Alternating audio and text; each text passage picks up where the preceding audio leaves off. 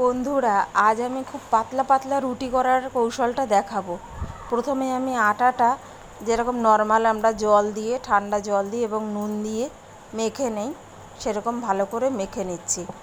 আটাটা কিন্তু খুব ভালো করে মসৃণ করে মাখতে হবে, বেশ অনেকটা সময় নিয়ে। আটাটা মেখে নিয়ে ছোটো ছোটো লুচির যে গুলি করা হয়, সেই লুচির গুলির মতো ওরকম গুলি করে নিতে হবে। এবার আপনার যে কটা লাগবে আপনি সে কটাই করে নেবেন।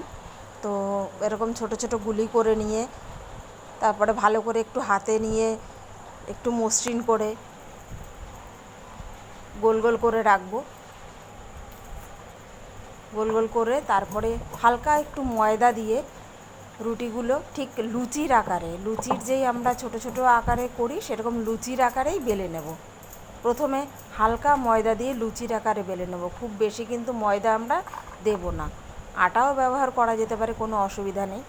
তো এইভাবে করে আমি সবগুলো রুটি ছোট ছোট করে একটু ময়দা বা আটা দিয়ে বেলে নিচ্ছি। আপনারা সাইজটা দেখে বুঝতেই পেরেছেন, অনেক ছোট ছোট সাইজ। এবার আমি এটা পরিষ্কার করে নিয়ে এর মধ্যে দেব হালকা একটু তেল। যে কোনো তেল দিতে পারেন, ঘি দিতে পারেন, কোনো অসুবিধা নেই। আমি এখানে রাইস ব্র্যান তেল ইউজ করেছি। তেল দিয়ে তার উপরে ওই যে ছোটো ছোটো বেলে রাখা রুটিগুলো এক এক করে আমি প্রথমে একটা দিলাম। একটা দেওয়ার পরে তার উপরে আবার একটু আমি তেল মাখিয়ে দিলাম। এর উপরে তেল মাখানোর পরে আমি আর একটা রুটি দিয়ে দিলাম।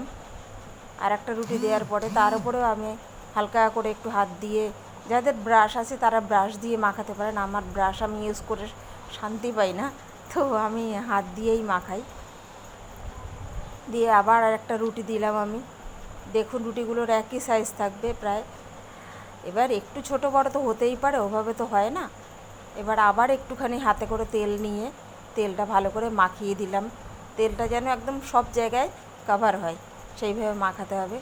তারপর আর একটা রুটি দিয়ে দিলাম, আবার একটু তেল দিয়ে দিলাম, দিয়ে ওটা ভালো করে মাখিয়ে দিলাম।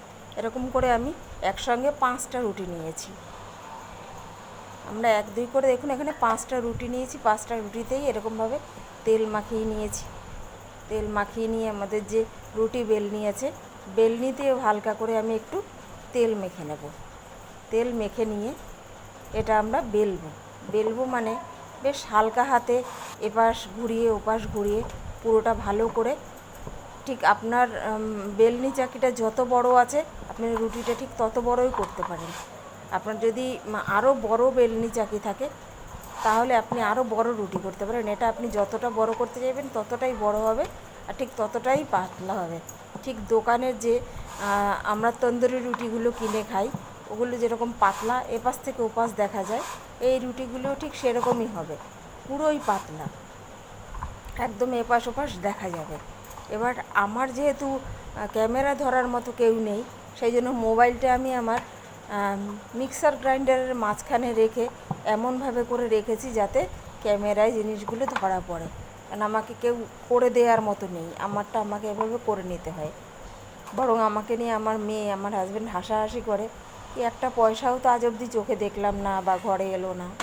তো যাই হোক, তারপরে আমার তাওয়াটা বসিয়ে দিয়েছিলাম। তাওয়া গরম হয়ে যাওয়াতে আমি ওই যে 5টা রুটি একসঙ্গে বেলেছি ওটা ধরে পুরোটা চাটুর উপরে দিয়ে দিয়েছি, তাওয়ার উপরে দিয়ে দিয়েছি। তাওয়ার উপরে দেওয়ার পরে এক এক করে আমি দেখুন উল্টে উল্টে ভাজছি। হয়তো একটু ক্যামেরা কভার করতে খুব প্রবলেম হয়েছে। দেখুন এই যে রুটিগুলো দেখুন, একসঙ্গে কিন্তু আমার 5টা রুটি হয়ে যাচ্ছে, খুব তাড়াতাড়ি হয়ে যাচ্ছে। প্লাস একদম পুরো দোকানের যে তন্দুরি রুটি সেরকম পাতলা হচ্ছে। আমি ওইভাবে দেখাতে পারছি না, রুটিগুলো খুব গরম আছে কিন্তু ভীষণভাবে পাতলা হয়েছে। আশা করি চেষ্টা করে দেখবেন।